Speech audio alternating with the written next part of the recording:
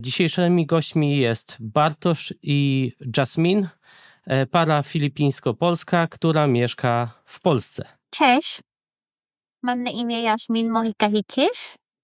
Jestem Filipinką, mam 42 lata.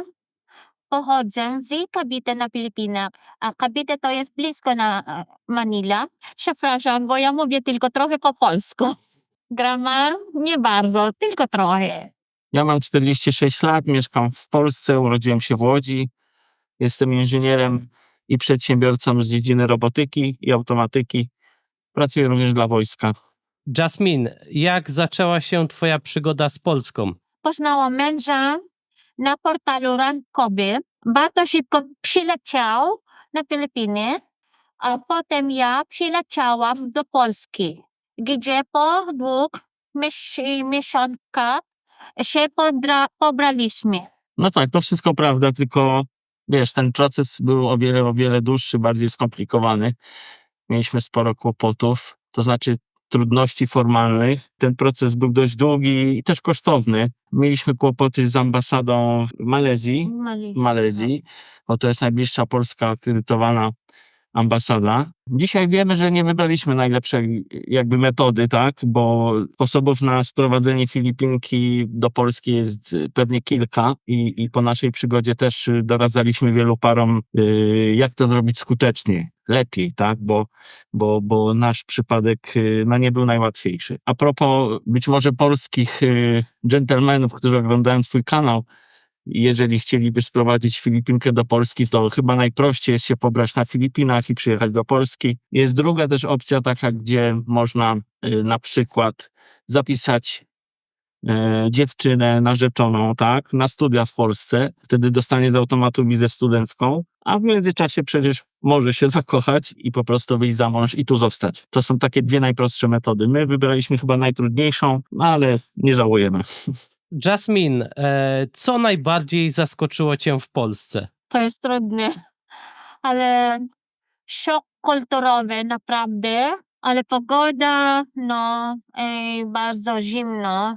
Jedzenie, Polacy nie jedzą dużo ryżu, bo na Filipinach 3 razy dziennie. 3 razy dziennie, śniadanie, obiad i kolację. Myślę, że tutaj w ogóle zawsze jest tak, że w małżeństwach mieszanych to jest cały ten jakby, może nie problem, tylko cały ten ambaras, żeby te dwie kultury się spotkały, znalazły te wspólne mianowniki.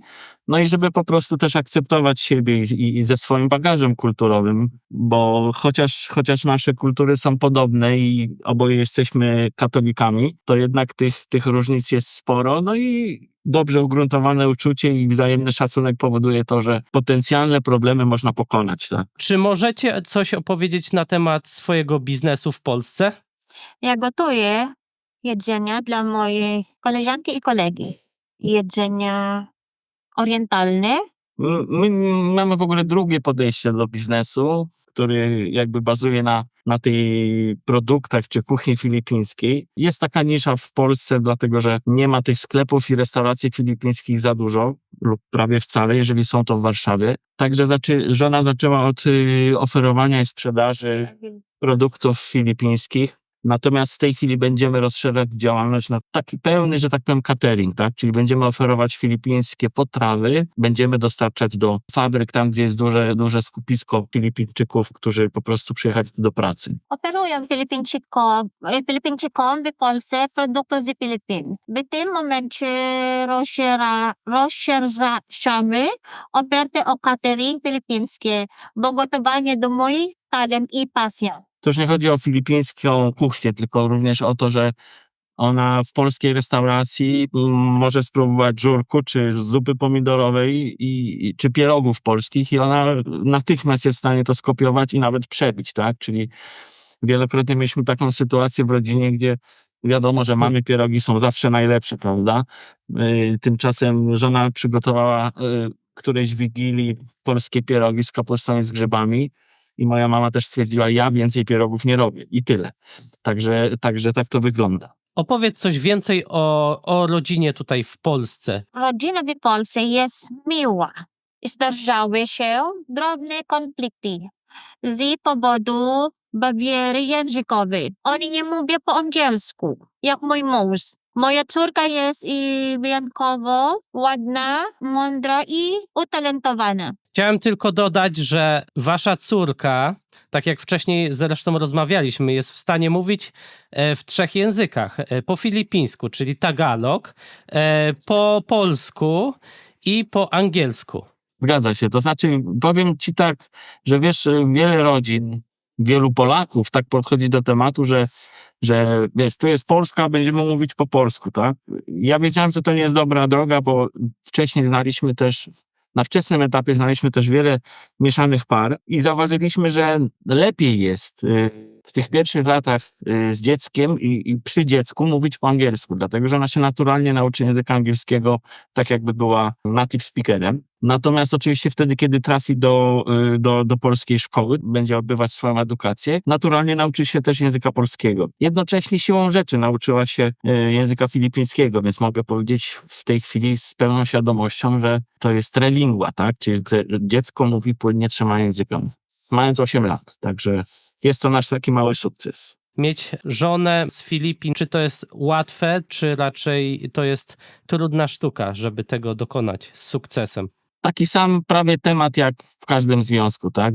Jeżeli jesteście przyjaciółmi, jeżeli się szanujecie, to jest przede wszystkim podstawowa rzecz w związku, tak? W sumie drobne różnice kulturowe, no niektóre są drobniejsze, niektóre są bardziej poważne, ale nie mogą jakby być problemem tutaj, tak? One się na pewno pojawią, ale nie powinny jakby zaważyć na tym, czy ten związek jest udany, czy nie. My mieliśmy to szczęście, że no chyba po prostu naturalnie dobraliśmy się odpowiednio i no mamy udany związek ponad 10 lat i nic nie wskazuje na to, żeby coś złego tutaj się miało dziać. Jakie macie plany na przyszłość? No, żona mówi w Polsce. Będziemy mieszkać w Polsce, to mieszkamy w Polsce. To znaczy, ja wiedziałem, że ja nie chcę opuszczać Polski, tak? I żona akurat tutaj musiała się, nie chcę powiedzieć przyporządkować, ale po prostu zaakceptować taki mój warunek. Oczywiście planujemy na tych Filipinach się pojawić, tym bardziej, że póki co mamy ślub cywilny, a chcielibyśmy właśnie kościelny zrobić tam na Filipinach któregoś dnia. I tyle. Natomiast rzeczywiście wiążemy przyszłość z Polską. Tutaj chcemy wychowywać nasze dziecko i mieszkać po prostu.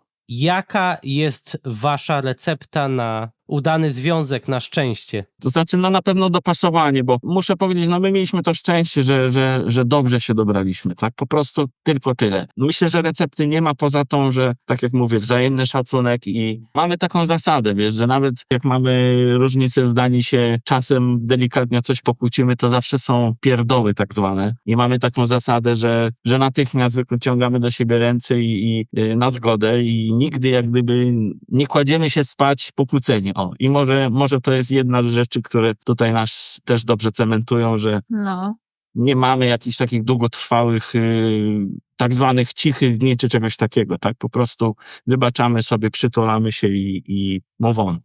Ja wam dziękuję za wystąpienie w tym interwiu. Zachęcam wszystkich do subskrybowania kanału. Dziękuję wam, dziękuję publiczności, wszystkim oglądającym. Trzymajcie się, do zobaczenia. Cześć.